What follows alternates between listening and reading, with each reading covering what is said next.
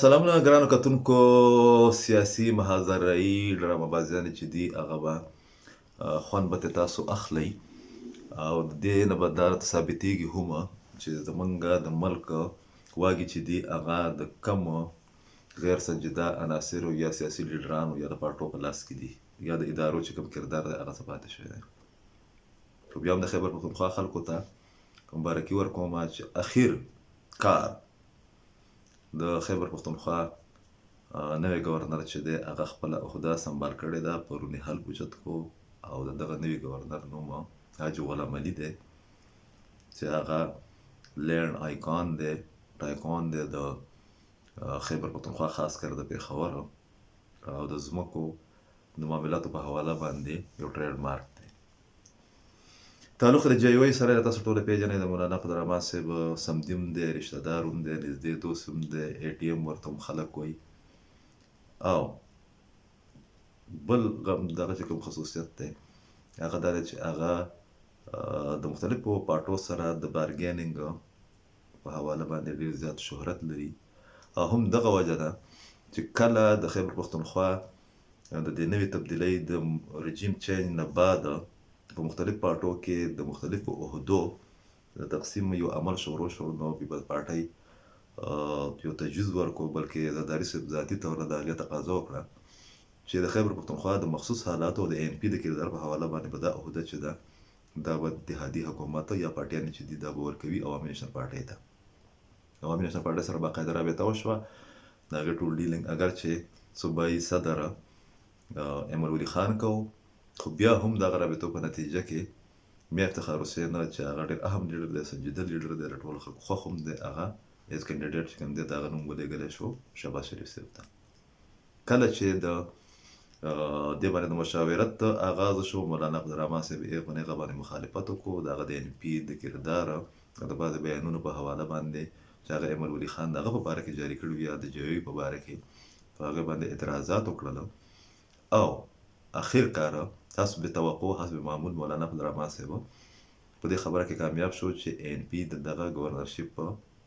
د دغه عهدې نه یا کرسۍ نه چې دی محرومه کړي. په هغې تلخیانې هم پیدا شوې. دغه تلخیانې چې دي هغه ټایم کې ختم شوې چې کله شهباز شریف صاحب ویلی کېږي د معتبر ذرایع دي چې هغې د یو تجویز په نتیجه کې د ضمني الیکشن نه مخکې د عوامي نیشنل پارټۍ غټ کور ته د ترقیاتي بجټ په نوم باندې په کروڑونو روپۍ باندې ورکړي. او دغه کروڑونو روپۍ چې کوم دي د هغې په باره کې دا ویلی کېږي چې د دې ګورنر د تعیناتۍ نه مخکې هم یو قسط چې کوم دی یو بل ادا کړی شوی دی. دغه زموږ د سیاست ټرینډز دي، زموږ د سیاست روایات دي، اوس بد نه ګڼلی کېږي. خو ګورنرشپ چې دی هغه مولانا صاحب د خپل بارګیننګ دغه چې کوم صلاحیتونه دي، دغه چې کوم سپیشلیټیز دي، د هغې په نتیجه کې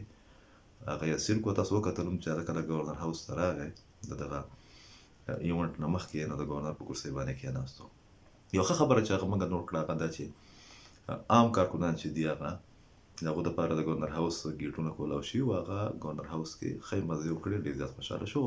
او رښتیا خبره دا ده چې تمام تر تحفظات او د بیکګراونډ باوجود غلام علي صاحب چې دی هغه عوامي سړی نه صرف د خپل کارکنانو دپاره بلکې د عامو پارټو او د تاجر برادري چې کوم ده یا بزنس کمیونټي چې کوم ده، صحافیان چې دي، د میډیا خلک د هغو سره یې ښه مراسم ساتلي دي. او هم دغه وجه ده چې هغه د یو عام سړي نه چې دی دومره غټ ځای ته رسېدلی دی. بده خبره په دې ایونټ کې دا شوې ده چې 7 میاشتې بعد یو خو دا ډیلی شو، 6 میاشتې بعد د هغو د اختلافاتو د وجې نه، ناهیلۍ د وجې نه. او بله دا وشوه چې یو غلط پیغام چې دی حسب معمول حسب توقع وزیر اعلی محمود خان صاحب سواد خان یو ځل بیا دا ورکړو چې هغه د دعوت باوجود یا د رسم یا د روایت باوجود د صوبې د وزیر اعلی په حیثیت باندې په دې ایونټ کې د شرکت ډډه وکړه، شامل نه شو پکې. حالانکې د دې نه مخکې چې څومره هم داسې ایونټ شوي دي په هغې کې به د هغه وخت وزیر اعلی چې دی هغه به د مخالفو پارټۍ هم هغه به شاملېدو پکې. بیا یو غلط پیغام لاړ. یو ځل بیا ثابته شوه چې د پاکستان بالخصوص د پښتنو او د خیبر پښتونخوا او بلوچستان په سیاست کې د خاندانونو څومره غټ عمل دخل دی یا د شخصیت پرستۍ. او هم دغه وجه ده چې د هغې په نتیجه کې د خلکو د سیاست نه، د سیاسي پارټو نه، د لیډرانو نه اعتماد چې دی هغه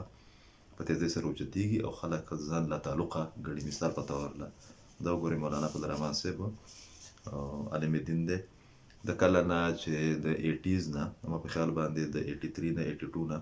هغه د دغه JUI چې دی د هغې سربراہ دی په دې منځ کې بل څوک پکې زما په خیال باندې چې دی غالبا هغه راغلی هم نه دی، مطلب تر څو پورې چې هغه ژوندی دی هغه به د دې مشري کوي. په دې نوي منظرنامې کې وګورئ عطاالرحمان صاحب دی، هغه یې ورور دی، هغه سینیټر دی، ډېر اکټیو دی. بل ورور یې دی چې دی لطفو الرحمان صاحب هغه MPA دی او د خیبر پښتونخوا اسمبلی چې دی اپوزیشن لیډر هم پاتې شوی دی. یو بل ورور یې دی هغه د خارجه معاملات چې کوم دي هغه دغه کې کشر ورور دی او سرکاري افسر هم پاتې شوی دی. د هغې باوجود پولیټیکل اکټیویټیز چې کوم دي د مولانا صاحب په بحاف باندې انټرنیشنل کمیونټي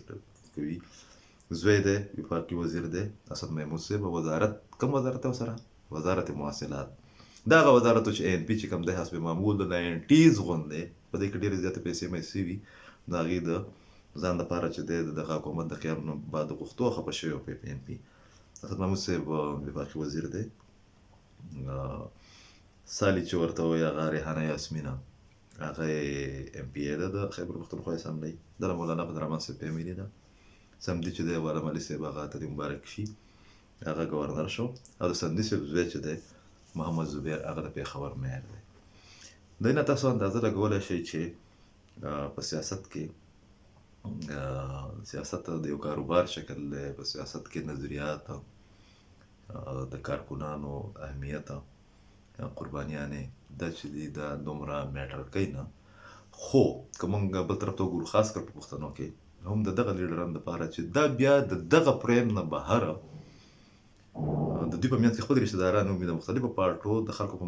منځ کې خپل رشته داران ومي، او د خیبر پښتونخوا خاص کر نیم په نیمه لیډران چې کوم دي هغه په څه نه څه شکل کې چې دي هغه رشته داران دي. عام خلک چې دی